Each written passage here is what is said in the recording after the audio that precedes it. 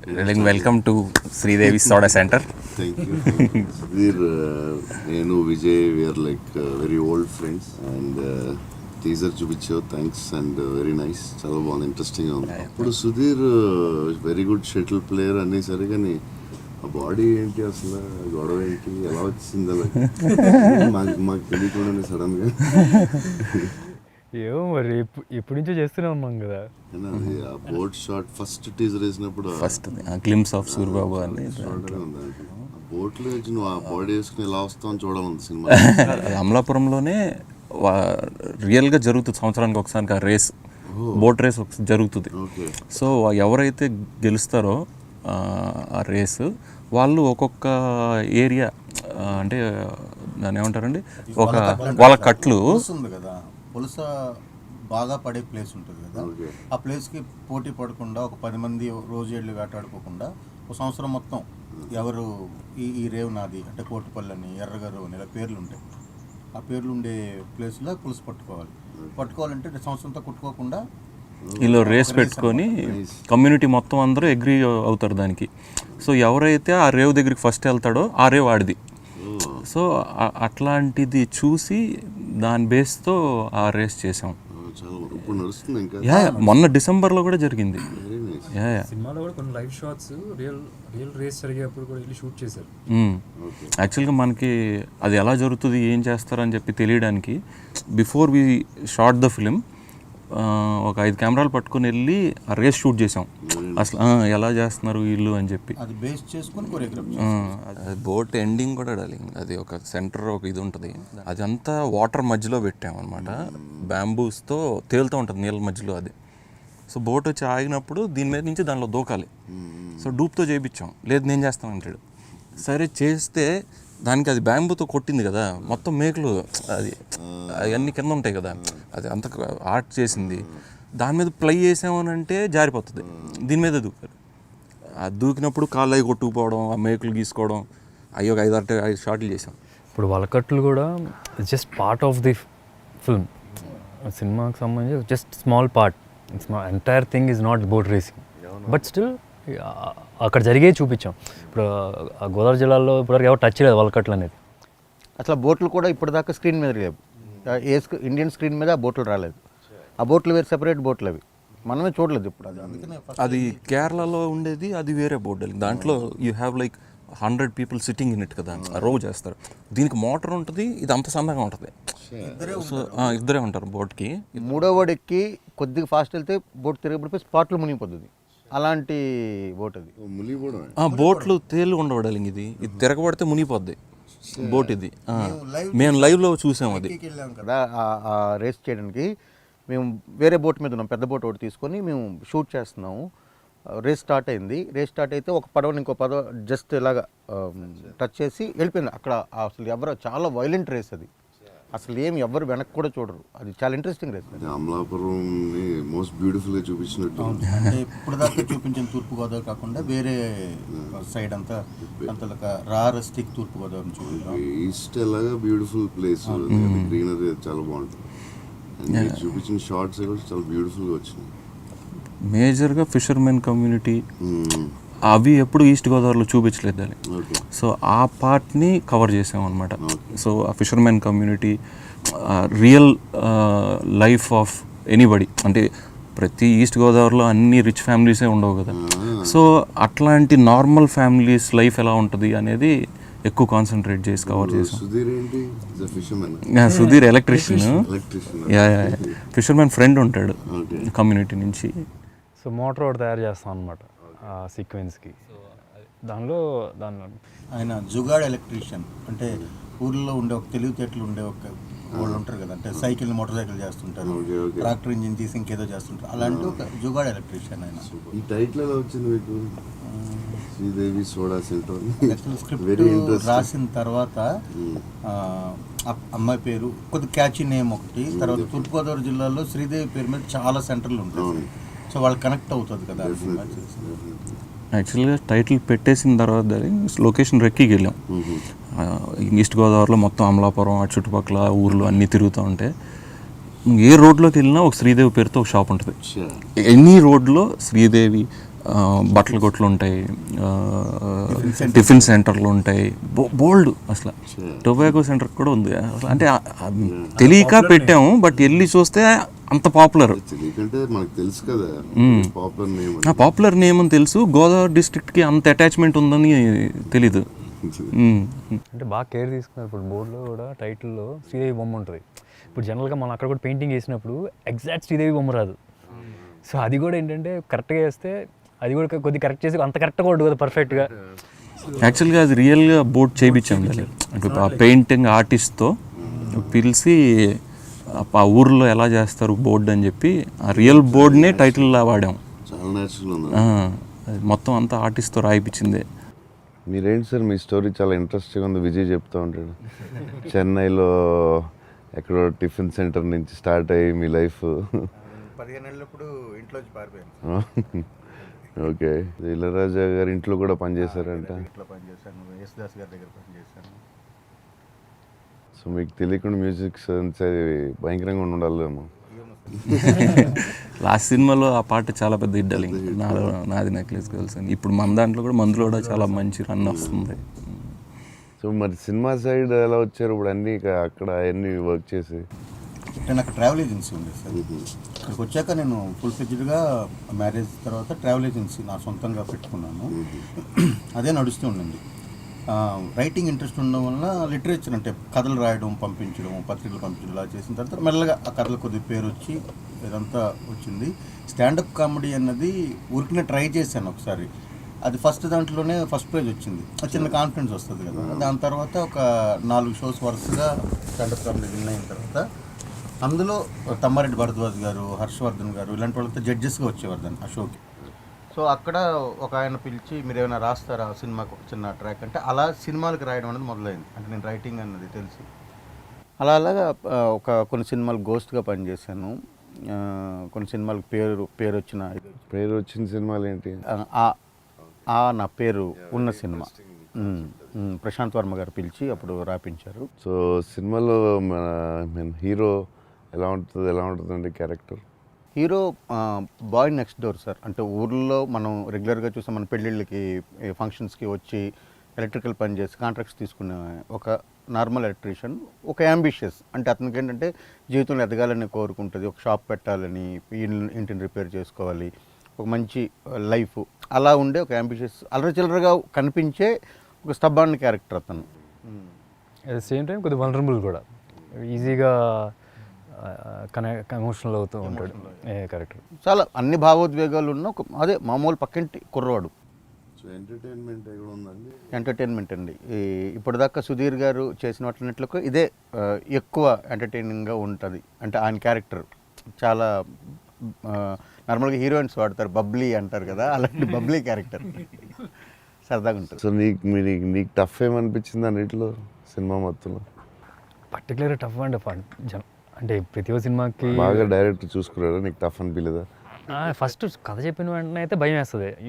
Actor కాబట్టి so ఈ goals భయం వేస్తుంది. కొద్దిగా గ్రౌండ్ వర్క్ చేసి కొద్దిగా మాట్లాడుతూ ఉన్నప్పుడు చేసేసిన తర్వాత ఇదేనా అనిపిస్తుంది ఆ టైప్ అంతే. కానీ ఫిజికల్లీ కొద్దిగా ఛాలెంజింగ్ అనిపించింది. ఇందాక అనుకున్నట్టుగా స్టార్టింగ్ నుంచి ఫిజిక్స్ కావాల్సి వచ్చి ఫస్ట్లో స్టార్ట్ చేద్దాం అనుకున్నాం ఫిజిక్స్ షార్ట్స్ అని. అది తీరా చూస్తే లాస్ట్లో షూట్ చేసాం అనమాట. సో అది మెయింటైన్ చేస్తూ ఉన్నాం, అదొక ఇష్యూ.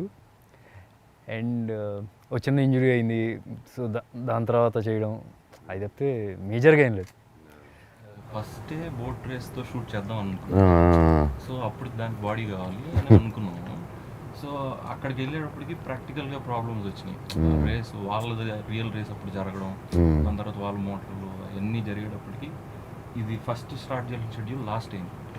సో అది లాస్ట్ అయ్యేటప్పటికి 3.5 months అయిపోయింది. సో ఈ 3.5 months పొద్దు నుంచి షూట్ చేయడం, రాత్రి 9ంటికి హోటల్కి వచ్చేవాళ్ళం, 9ంటికి అప్పుడు వెళ్ళి మళ్ళీ జిమ్ చేసి వచ్చేవాడు, మళ్ళీ 11 అయ్యేది, మళ్ళీ అండ్ ట్రావెలింగ్ 2 hours పట్టేది అక్కడ ఏ లొకేషన్కి వెళ్ళాలన్నా. సో కొంచెం హెక్టిక్ బాగా. లక్కీగా జిమ్ ఉంది. ప్లస్ ఇంకోటి ఏంటంటే జర్నీ చేయడం కూడా కోవిడ్ కదా. సో విజయ్ ఏం చేశాడంటే హోటల్ మొత్తం మన వాళ్ళే ఉంటారు, బయట వాళ్ళు ఉండరు. సో లక్కీగా అందుకనే టోటల్గా ఎంటైర్ షూట్లో ఒక్కతనికి కూడా ఎవరికి అసలు కోవిడ్ అనేది లేదు. సో అమలాపురంలో షూట్ చేసేది అక్కడ జరిగిన ఇంట్రెస్టింగ్ టాపిక్స్ ఏమైనా జరిగినాయి అక్కడ మీకు? అమలాపురంలో అంటే అమలాపురం చుట్టుపక్కల చేస్తాం సార్, ప్రతిరోజు ఏదో ఒకటి జరుగుతుండేది. ఒక టిఫిన్ సెంటర్ కనుక్కున్నాం సార్, పొట్టెక్కలు అని చెప్పి వాడు తినేవాళ్ళు, అందరూ ఫేవరెట్ అది. సాయంత్రం అయితే అక్కడ పరిగెత్తేవాళ్ళు. ఏంటి అక్కడ స్పెషల్? చూడండి ఇడ్లీలాగా ఉంటుంది, పనసాకులో ఇడ్లీ చేస్తారు సార్, రౌండ్గా వస్తుంది. పనసాకులో చుట్టి అది ప్రాసెస్ తెలియదు కానీ ఇడ్లీయే రౌండ్గా గ్లాస్లా వస్తుంది, పనసాకులో చుట్టిస్తారు, దాన్ని పొట్టిక్ అంటారు. అది చట్నీలు ఒక 2 చట్నీలు ఇస్తారు. ఆ రెస్టారెంట్ కూడా చాలా బాగుంటుంది, చిన్నది క్యూట్గా ఉంటుంది. అది వాళ్ళ ఇంట్లోనే అనమాట. ఇంట్లో వెనకాల ఇల్లు, ఎదురు ఒక చిన్న వరండాలా ఉంటుంది, దాంట్లోనే సర్వ్ చేస్తారు. మొత్తం వాళ్ళ ఫ్యామిలీ మెంబర్సే. 35 రోజుల్లో నాకు అసలు అలా ఉందని కూడా తెలియదు. ఇలాగే డైరెక్టర్ని నేను కూడా క్వశ్చన్ అడిగితే డైరెక్టర్ ప్రొడ్యూసర్ పోస్టర్ పడేది మీదే కదా సార్ అని మనకి తప్పదు ఈ కష్టాలు. షూట్ నుండి వచ్చాక ఈయన వచ్చి కరెక్ట్గా 15 నిమిషాల్లో కిట్ వేసుకొని జిమ్కి వెళ్ళిపోయారు సార్, మేము పొట్టెక్కలికి వెళ్ళిపోయాడు. నేను ఇప్పుడు దాకా చేసిన సినిమాలో గోదావరి జిల్లా భాష ఎప్పుడు మాట్లాడలేదు. అంటే కాకపోతే నేను చిన్నప్పటి నుంచి హాస్టల్లో ఉండేప్పటికి డిఫరెంట్ ఏరియాస్ ఉండేవాళ్ళు, తెలంగాణలో ఇటు పక్క ఉండేవాళ్ళు, గోదావరి జిల్లాలో ఉండేవాళ్ళు. సో ఎంత కొంత మాట్లాడగలిగేవాడిని. సో నేనేం చేశాను, డైలాగ్స్ ఉన్నప్పుడు సార్ మీరు ఒకసారి రికార్డ్ చేసి ఇవ్వండి అని చెప్పి అనేవాడిని. ఆయన రికార్డ్ చేసి ఇచ్చేవాడు. ఈ సినిమాకి మెయిన్గా ఆ డైలెక్ట్ కొద్దిగా యాక్సెంట్ ఇంపార్టెంట్ అని చెప్పి అనుకున్నాను, ఆథెంటిక్గా ఉంటుందని. సో ఈయన రికార్డ్ చేసి ఇచ్చేవాళ్ళు. ఇంకా రైటర్ కాశీ అని ఉన్నారు, ఆయన కూడా కొన్నిసార్లు పంపించేవాడిని. సో ఇద్దరు రికార్డ్ చేసి పంపిస్తే ఇంకా ఆ డిక్షన్ అయితే పట్టేవాడిని. మ్యాక్సిమం నవరసాలు ఉన్నట్టే సార్ ఈ సినిమాలో ఆయనకైతే, అంటే హర్రర్ తప్ప మిగతా అంతా అన్నీ ఉన్నాయి. అంటే అది లేదు సార్, లేదు లేదు కావాలంటే అది వేరే ఇంటర్వ్యూ చేద్దాం. So heroine Anandhi is very good performer, టీజర్లో కూడా కనిపిస్తుంది, చాలా న్యాచురల్ పర్ఫార్మర్ అని. తెలుగు అమ్మాయి. యాక్చువల్గా ఈ సినిమాకి ఖచ్చితంగా తెలుగు వాళ్ళనే తీసుకుందామని ఫస్ట్ డే అనుకున్నాం సార్, ఎందుకంటే తూర్పుగోదావరిలో మాట్లాడాలి అంటే ఆ యాస కొద్దిగా కావాలి, ఈ కొద్దిగా ట్రిక్కీగా ఉంటాయి కదా డైలాగులు ఇవన్నీ, అందుకని తెలుగు వాళ్ళు అయితే డిక్షన్ పట్టుకుంటారని అనుకున్నాం. అయితే చాలామంది చూసాము, ఆడిషన్ అయింది, లుక్ టెస్ట్లా చేసాం, అన్నీ చేసాం. కానీ అప్పుడు ఆమె ఆల్రెడీ ఇక్కడ చేసి తమిళనాడులో బాగా ప్రూవ్ చేసుకున్నారు. అంటే పెద్ద పెద్ద సినిమా వెట్రిమారన్, పారంజిత్, అంటే నేషనల్ వైడ్ ఇంటర్నేషనల్ వైడ్ వెళ్ళిన సినిమాలు, పరియేరం పెరుమాళ్ళు. సో మంచి పర్ఫార్మరు, అంత ఇది ఉంది కదా అని చెప్పి ఆమెని సెలెక్ట్ చేసాం. లాస్ట్లో చాలా కసరత్తు చేసాం దానికైతే మాత్రం. ఇన్స్టెంట్ డార్లింగ్ అమ్మాయి, అంటే డాన్స్ అవి కూడా అమ్మాయి డాన్స్ ప్రోగ్రామ్స్లో అట్లా చేసిందంట ఫస్ట్లో. డాన్స్ కూడా రావడం వెంటనే అక్కడికక్కడ. అండ్ షూట్ కూడా మేము short the whole film in 55 days.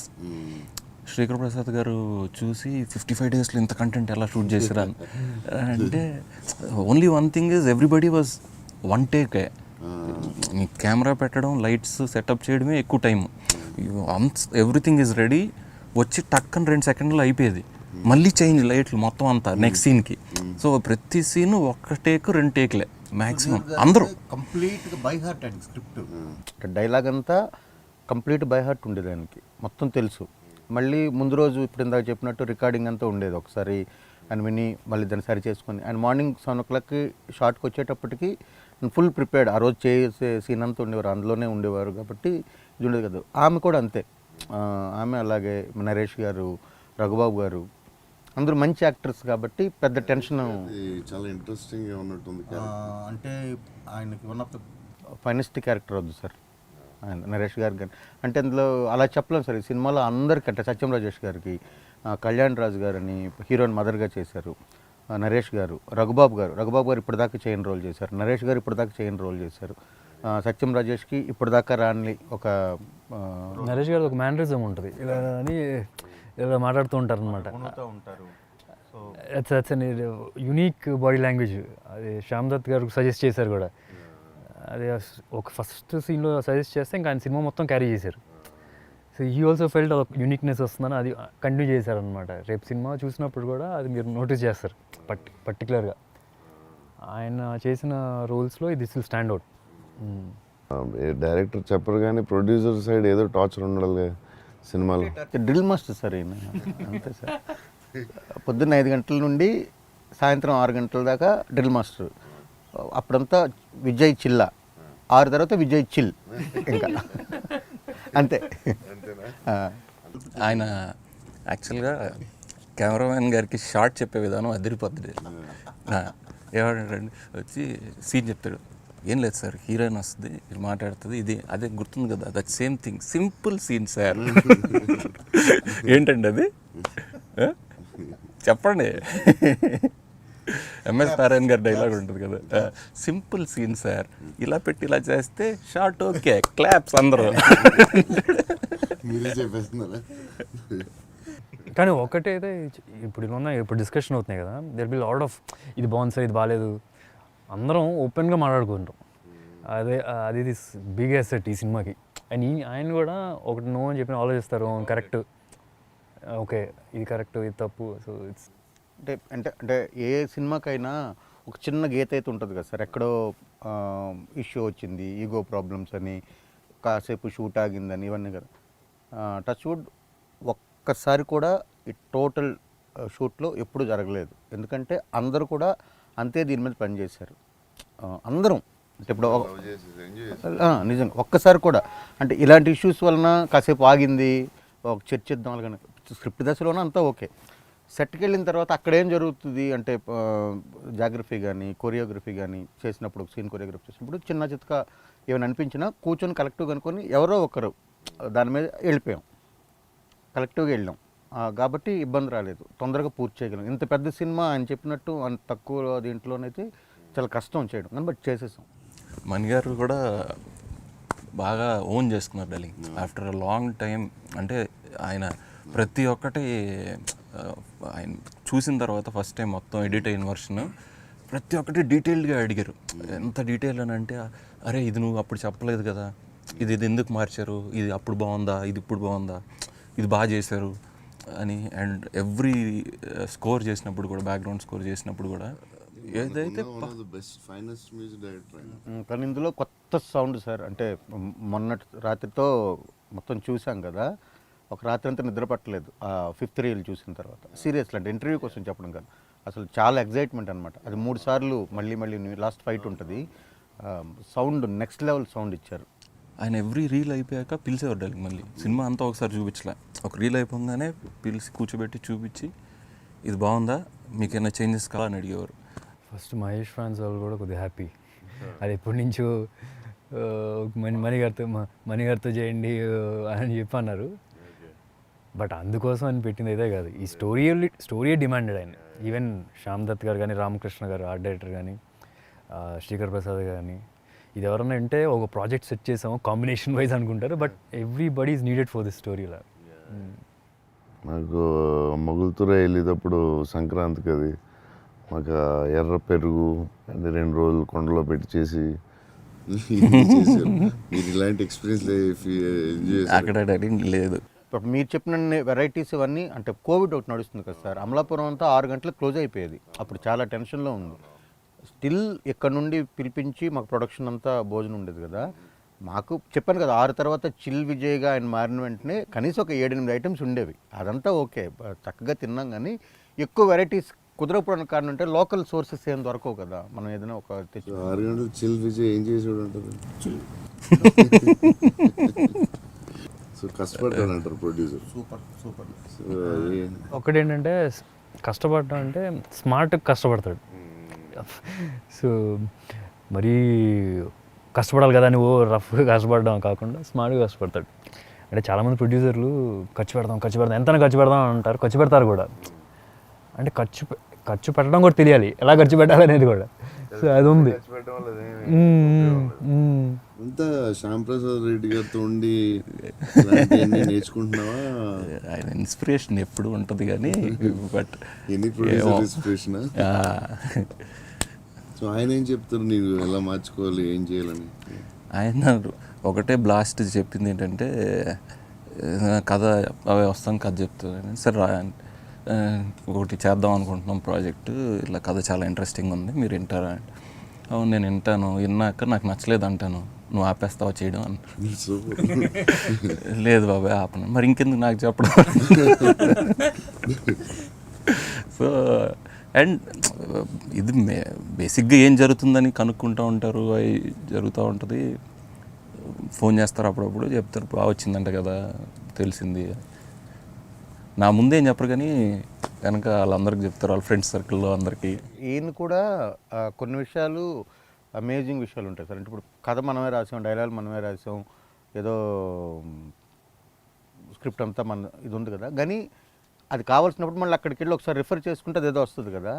ఆయనకి సపోజ్ ఒక రీల్ చూస్తున్నాం అనుకోండి, ఫస్ట్ కట్ హెడ్ వచ్చిన తర్వాత ఇది అక్కడికి అది అక్కడికి ఇది కనెక్ట్ అవుతుంది కదా, ఆ రీల్ అంటే ఆ సీన్లో ఇది ఉంది కదా, ఈ సీన్లో ఇది ఉంది కదా అని చిన్న చిన్న డీటెయిలింగ్తో సహా ఆయనకు గుర్తుంటూ ఉంటుంది.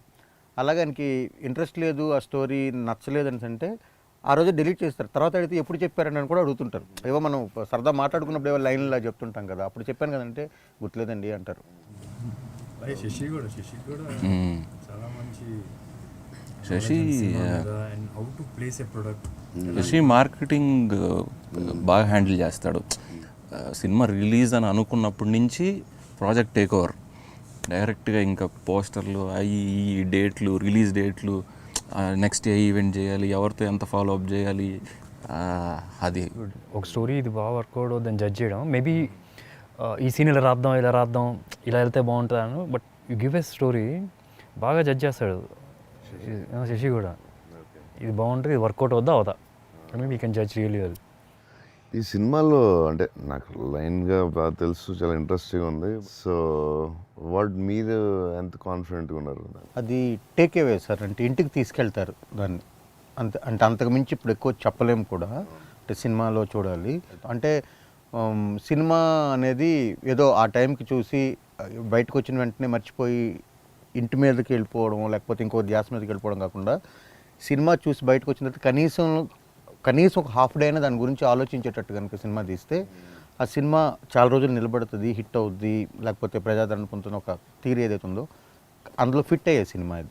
విజయ్ రఫ్గా చెప్పాడు, నెక్స్ట్ ఏంటి అనేది ఒక ఏమవుతుందో అన్ఎక్స్పెక్టెడ్గా ఏదో జరుగుతూ ఉంది. దట్ విల్ బి మీరు అన్నది. యాక్చువల్గా ప్రభాస్ ఎప్పుడు నేను కూర్చున్నప్పుడు నేను ఏదైనా కథ చెప్తాను అనుకో, పాయింట్ చెప్పగానే చాలా ఇంకా తర్వాత చెప్పొద్దు నువ్వు అని అంటాడు. దీనికి మటుకు అడిగాడు నెక్స్ట్ ఏంటి, దాని తర్వాత ఏం జరుగుద్ది అని అడుగుతా ఉన్నాడు. ఏంటంటే ఎలా వెళ్తుందో తెలియట్లేదు. అంటే ఈ స్టోరీకి అదే కుదురుతుంది.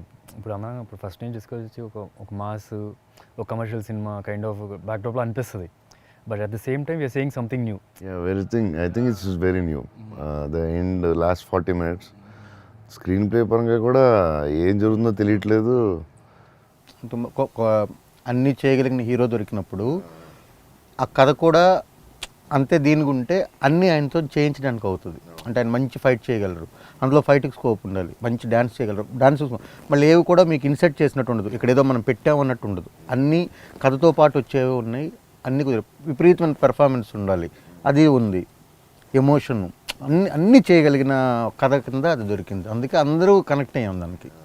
ఫుల్ యాక్షన్ ఫిల్మ్ కొన్ని యాక్షన్ సీక్వెన్సెస్ ఉన్నాయి. సో అది కమర్షియల్గా మాస్గా కూడా కనబడాలి ఈ సినిమాకి అని. ఫుల్ ఎన్ని యాక్షన్ సీన్స్ ఉన్నాయండి ఈ సినిమా? 4 ఫైట్స్ ఉంటాయి సార్. తెలుస్తుంది ఫుల్ యాక్షన్.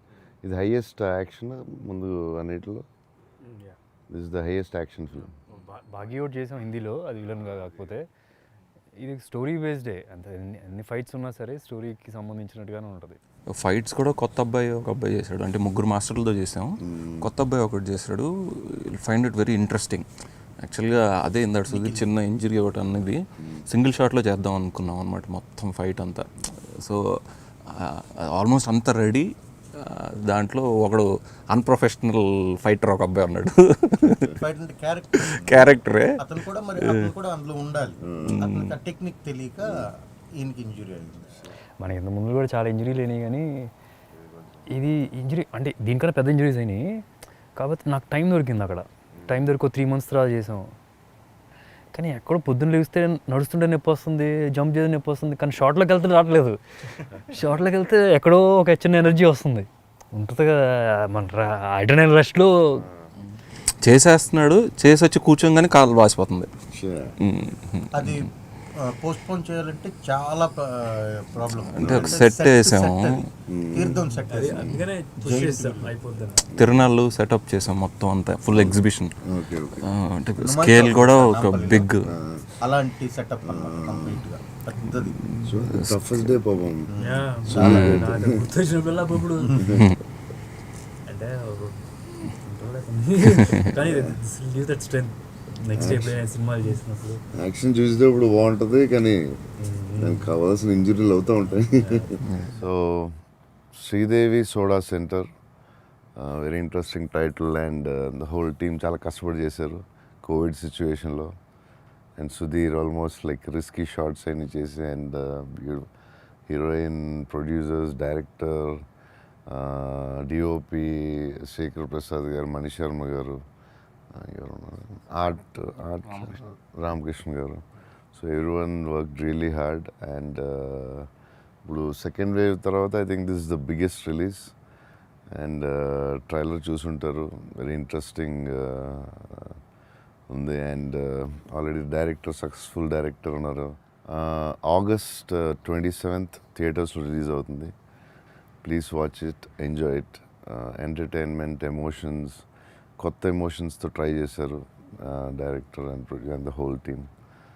అండ్ యా, అందరూ ఎంజాయ్ చేయండి థియేటర్స్లో. Thank you Prabhas. It's about thank you. Hope పెద్ద హిట్ అయిపోవాలి సినిమా. అంటే ఆడియన్స్ కూడా కావాలి, ఇండస్ట్రీకి కావాలి.